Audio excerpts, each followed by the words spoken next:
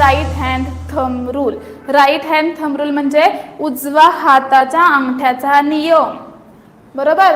बघा काय आहे, the direction of the magnetic field around the conductor is given by the right hand thumb rule. तुम्हाला magnetic फील्डची जी काही डायरेक्शन फाइंड आउट करायची ती आपण आपल्या राईट हँड थंब रूलच्या सहाय्याने काय करू शकतो, फाइंड आउट करू शकतो. आधी बघा स्टेटमेंट बघूयात, मग तुम्हाला याचं एक्सप्लेनेशन देते. बघा, it state that if a current carrying conductor is held in the right hand such that the thumb points in the direction of current. म्हणजे तुमचा जो काही थंब आहे हा थंब कोणाची डायरेक्शन दाखवतोय, करंटची दाखवतोय. And the finger wrapped around the conductor shows the direction of the magnetic field. खूप सिंपल लॉ आहे हा, जास्त काही विचार करायचा नाही, एवढंच लक्षात ठेवायचं आहे. बघा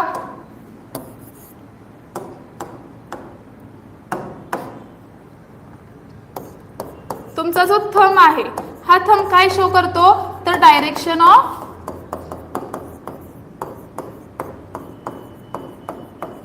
करंट. आणि तुमचे ज्या कर्ड फिंगर्स आहेत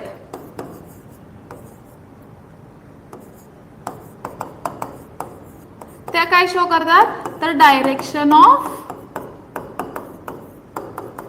मॅग्नेटिक फील्ड. कळतंय. म्हणजे बघा आता सपोज ही करंट कॅरिंग कंडक्टर आहे. काय, हा करंट कॅरिंग कंडक्टर आहे.